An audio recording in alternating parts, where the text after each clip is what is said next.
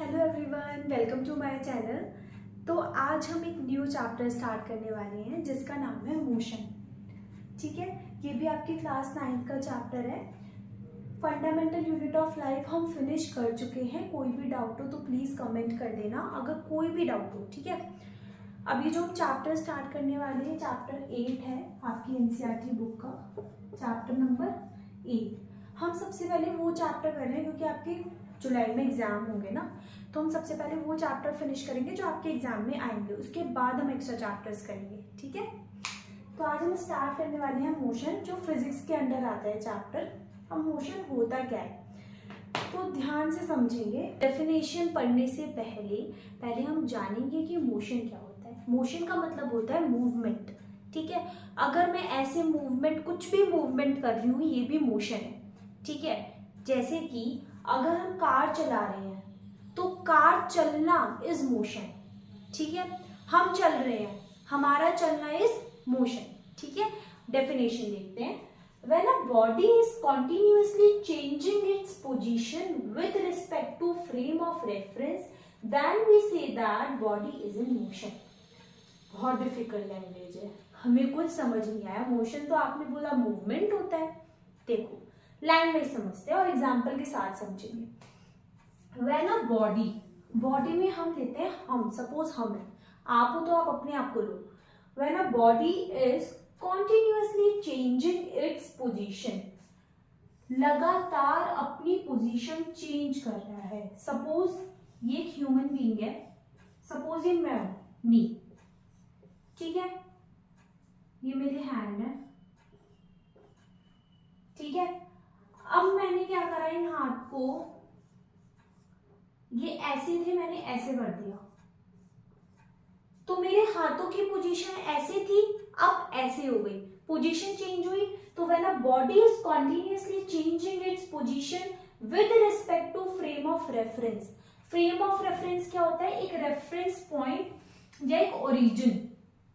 For example, body है, एक frame of reference है कि ये फ्रेम ऑफ रेफरेंस है, मेरे हाथ ऐसे रहने चाहिए, लेकिन मेरे हाथ कैसे हो गए?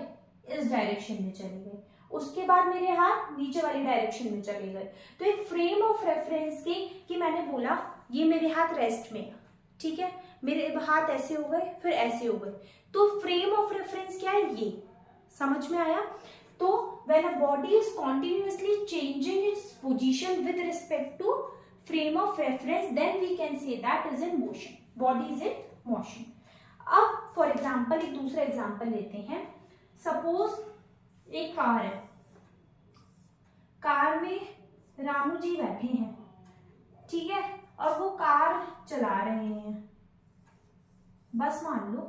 ठीक है, अब वो जब कार चला रही हैं, यहाँ पे एक पेड़ है। अब जब बस चलेगी तो हमें लगता है कि पेड़ भी चल रहे हैं पीछे की साइड, तो हमें ऐसा लगता है कि पेड़ भी मोशन में है, बट होते नहीं होते ना। फॉर एग्जाम्पल, अब ये बस चल रही है, श्यामू जी बैठे हैं बस में। ठीक है, यहाँ पेड़ है, यहाँ पे रामू जी खड़े हैं और ये श्यामू जी बस चला रहे हैं। ठीक है, तो रामू जी बस चल रही है, तो रामू जी को लग रहा है कि बस के साथ श्यामू जी भी चल रहे हैं, मोशन में है। लेकिन अगर आप एक रेफरेंस पॉइंट की जगह देखो, एक रेफरेंस पॉइंट देखो, फ्रेम ऑफ रेफरेंस या रेफरेंस पॉइंट देखो, तो बस के रेफरेंस में देखो तो ये बैठे हुए हैं। क्या हुए? बैठे। बॉडी कॉन्टिन्यूअसली अपनी पोजीशन चेंज कर रही है with respect to frame of work. हमें हमेशा एक रेफरेंस पॉइंट लेना होता है और उसके अकॉर्डिंग देखना होता है कि बॉडी मोशन में है या रेस्ट में है। हम अपने अकॉर्डिंग रेफरेंस पॉइंट को चेंज कर सकते हैं। फॉर एग्जाम्पल, कभी कभी आपने सुना होगा कोई आपके घर गेस्ट आ रहा है, वो फर्स्ट टाइम आ रहा है, अब वो पूछे कि आपका घर कहाँ पर है, तो आप कैसे बताते हो कि वहां पे ना आप जब आओगे तो आपको एक बड़ा सा पेड़ दिखेगा, या वहां पे ये वाला हॉस्पिटल है, उसके बराबर में जो गली है उसमें मेरा घर है। एक रेफरेंस पॉइंट देते हो। सपोज मैंने आपसे बोला कि स्कूल जाना है, ये वाला स्कूल कहाँ पर है, तो आप बोलोगे कि ये रेलवे स्टेशन है, उसके बराबर में स्कूल है, तो railway station is a reference point. तो रेफरेंस पॉइंट हमारी कन्वीनियंस के अकॉर्डिंग चेंज होते रहते हैं, तो we have to specify the reference point. क्या है रेफरेंस पॉइंट? हमारी कन्वीनियंस के अकॉर्डिंग चेंज होते हैं। जैसे मैंने आपको एग्जांपल दिया कि ये मेरा रेफरेंस पॉइंट है, अगर मेरे हाथ ऐसे हो या ऐसे हो तो this is the change the position, ठीक है, this is the changing in the position with respect to reference point. Motion समझने के बाद जो हमारा नेक्स्ट टॉपिक है हमारे सिलेबस में, मोशन बहुत टाइप का होता है, स्ट्रेट लाइन में होता है, सर्कुलर पाथ में होता है, जिगजैग मोशन होता है, तो लेकिन जो हमारे सिलेबस में है वो है बेटा motion in a straight line. Suppose अब मैम हमें हेडिंग पढ़ के समझ नहीं आता, थोड़ी कहानी देखो, ये पॉइंट हमारा ओ पॉइंट है, यहाँ पे रामू जी बैठे हैं। अब रामू जी को जाना है ए पॉइंट पे। अब जो दो इंपॉर्टेंट टर्म हैं जो एग्जाम में आती हैं वो भी हम समझेंगे, लेकिन मैं अभी आपको नेम बताती हूँ बेटा। एक होता है डिस्टेंस, एक होता है डिस्प्लेसमेंट। दो टर्म्स होती हैं डिस्टेंस और डिस्प्लेसमेंट। अब ये क्या होती है अभी हम समझेंगे। अब ओ पॉइंट पे रामू जी हैं, उनको ए पॉइंट पे जाना है, तो बीच में ऐसे बहुत सारे पॉइंट आएंगे, बी, सी, डी, एच, ठीक है। अब इनसे होते हुए रामू जी ए पॉइंट पे पहुंच जाएंगे।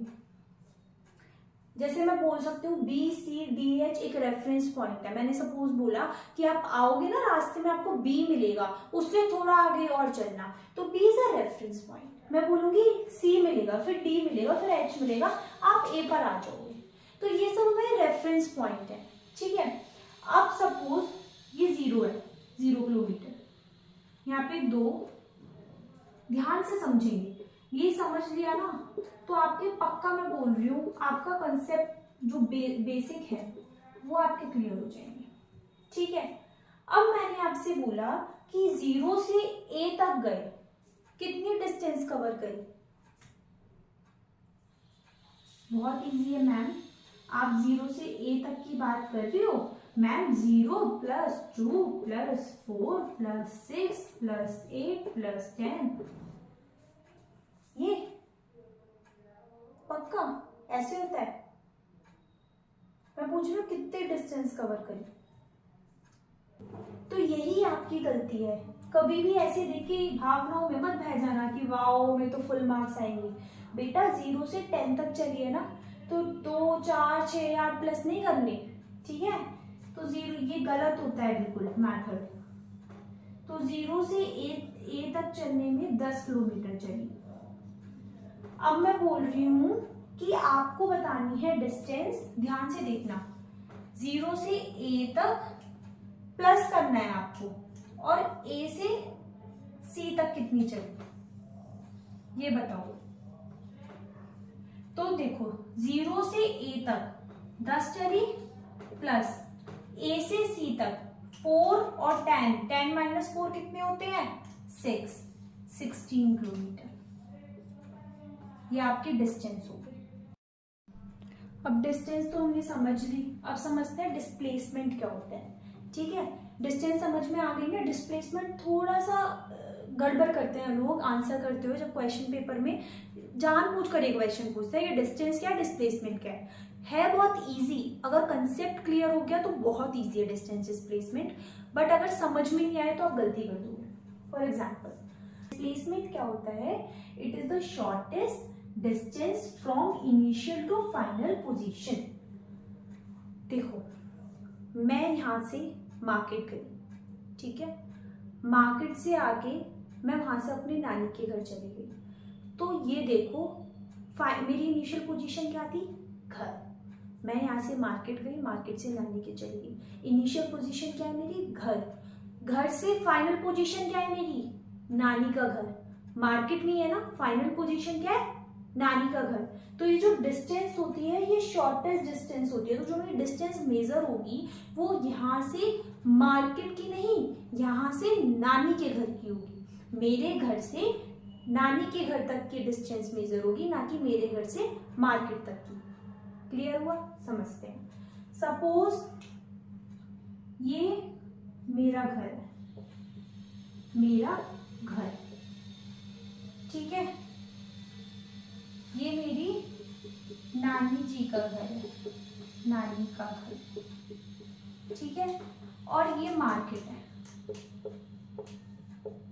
ठीक है। अब आपको डिस्टेंस जो बतानी है वो बतानी है 0 से B तक। मतलब आपको जो डिस्टेंस और डिस्प्लेसमेंट बतानी है वो बतानी है, पहले 0 से A तक गया, फिर A से B तक आया। ये आपके एग्जाम में क्वेश्चन आया है और आपको बताना है डिस्टेंस क्या है और आपको बताना है डिस्प्लेसमेंट क्या है। 2 मिनट सोचो कैसे होगा ये क्वेश्चन। मैम बहुत इजी है। डिस्टेंस देखो हम कैसे बताएंगे, 0 से A तक गया मैम 60, मैम A से B नानी के घर तक आया कितना, 60 माइनस 35, करके देख लो बच्चों। 10 में से 5 गया 5, 5 में से 3 गया 2, 25, 85 किलोमीटर। यूनिट जरूर लगाते हैं, यूनिट बहुत इंपॉर्टेंट है। मैम डिस्प्लेसमेंट भी यही होगी? नहीं, यही गलती करोगे। डिस्प्लेसमेंट होती है शॉर्टेस्ट डिस्टेंस। अब 0 से मार्केट गया, मार्केट से नानी का आया, तो शॉर्टेस्ट डिस्टेंस तो ये हुई ना, 0 से B तक हुई ना शॉर्टेस्ट डिस्टेंस। तो कैसे होगी, छोड़ दो ये, क्योंकि यहां तक गया और यहां आया तो ये तो 0 हो गई, क्योंकि हमें शॉर्टेस्ट डिस्टेंस देखनी है। Displacement is basically the shortest distance, ठीक है। तो हमें क्या देखना है, 0 से B तक कितनी है, 35, तो डिस्प्लेसमेंट 35 किलोमीटर और डिस्टेंस 85 किलोमीटर। क्लियर हो गया डिस्टेंस और डिस्प्लेसमेंट में क्या डिफरेंस होता है। डिस्टेंस होती है हम जितना भी चले, पूरे मार्केट होके आ गए, नानी के घर चले गए, जितना भी चले वो पूरी डिस्टेंस। डिस्प्लेसमेंट शॉर्टेस्ट डिस्टेंस क्या है, नानी के घर से अपनी डिस्टेंस कितनी है, समझ में आया, घर की। अब बेसिकली एग्जाम में क्या आता है, तो क्वेश्चन आता है एग्जाम में कि डिस्टेंस, ये आपको ऐसा कुछ बनाकर दे देंगे, motion in a straight line, बोलते हैं कि स्ट्रेट लाइन में ही मोशन हो रहा है, ठीक है, इसका डिस्टेंस और डिस्प्लेसमेंट निकालो। आपको ऐसे पूछ देंगे 0 से A से B तक, कुछ भी वो आपको वैल्यू दे देंगे, या आपसे पूछेंगे what is the definition of distance, what is the SI unit, जो मोस्ट इंपॉर्टेंट होती है किलोमीटर, ठीक है, what is the definition of displacement, या जो ज्यादातर क्वेश्चन आता है difference between distance and displacement. तो सबसे पहले हम उनकी डेफिनेशन देख लेते हैं कि डेफिनेशन क्या होती है, उसके बाद हम देखेंगे उन दोनों के बीच में डिफरेंस। देख लेते हैं कि डिस्टेंस डिस्प्लेसमेंट अगर एग्जाम में आ गया तो कैसे लिख कर आएंगे, ठीक है, समझ में तो आ गया ना। डिस्टेंस होता है total length of actual path followed by an object, यानी कि टोटल वो कितना चला, कितना उसने मूवमेंट किया, कितना मोशन किया, तो टोटल जो पाथ उसने कवर किया है उसे बोलते हैं distance. Most important, it can be positive 0 but not negative. कभी आपने सुना है, आपके अब तो फोन में भी आता है कितना डिस्टेंस कवर किया, कभी नेगेटिव में आती है डिस्टेंस, नहीं ना। तो 0 हो सकती है, सपोज हम रेस्ट में बैठे हैं, हम बस ऐसे मूवमेंट कर रहे हैं अपने हाथों से, मोशन तो कर रहे हैं बट हम चल नहीं रहे हैं, तो 0 हो सकती है, पॉजिटिव हो सकती है, बट कभी नेगेटिव नहीं होगी। यहाँ पर आप एग्जाम्पल भी दे सकते हो ऐसे बनाकर, ये 0 है, ये 5 है, ये 10 है, तो टोटल कितनी हो गई, 10 हो गई, ठीक है। ऐसा यूनिट जरूर लिखना है। यूनिट कितनी होती है, किलोमीटर हो सकती है, मीटर हो सकती है, ठीक है। डिस्प्लेसमेंट ऑलरेडी बताया हुआ है, it is the shortest path of an object from initial point two final point. मेरा घर, वहां से मार्केट गई, वहां से नानी का घर गई, तो मेरे घर से नानी का घर इज द शॉर्टेस्ट पाथ, समझ में आया। इनिशियल से फाइनल पॉइंट, इनिशियल से फाइनल देखते हैं हम, ठीक है। It can be positive, negative and 0। देखो पॉजिटिव तो हो सकती है, जीरो हो सकती है। सपोज क्या हुआ, मैं अपने घर से निकली, हाँ ये मैं आपको बताना भूल गई, ये मेरा घर है। ओ, यहाँ मैं मार्केट गई, अब मैं वहां से गई और वापस अपने घर आ गई, इनिशियल भी ये है, फाइनल भी ये है, तो जीरो। शॉर्टेस्ट पाथ कुछ है ही नहीं। मैं अपने घर से गई और अपने घर ही आ गई वापस, तो जीरो। नानी के घर ही रुक गई तो वो डिस्टेंस मेजर हो, बट अपने ही घर आ गई तो जीरो। तो पॉजिटिव हो सकती है, जीरो हो सकती है, नेगेटिव भी हो सकती है। समझ में आया? क्लियर हो गया? नेगेटिव का भी हम आगे एग्जांपल देखेंगे। अब बेसिकली इन दोनों में डिफरेंस आता है, तो डिफरेंस भी देख लेते हैं। अब हम डिफरेंस देखते हैं, ठीक है। डिस्टेंस क्या होती है, मैंने यहाँ पे शॉर्ट में लिखा है क्योंकि पहले आपको अच्छे से मैंने बता दिया है। डेफिनेशन क्या है, टोटल पाथ जो कवर किया जाता है ऑब्जेक्ट के थ्रू डिस्टेंस में, डिस्प्लेसमेंट में, शॉर्टेस्ट पाथ, इसी फॉर्म में लिखेंगे, ठीक है, तभी अच्छे मार्क्स मिलते हैं। साइन क्या होता है बता दिया, ऑलवेज पॉजिटिव। ये पॉजिटिव भी हो सकती है, जीरो भी हो सकती है, नेगेटिव भी हो सकती है। मैग्नीट्यूड 2, 3, 4, मैग्नीट्यूड हमेशा पॉजिटिव में होता है, कभी भी नेगेटिव में नहीं होता।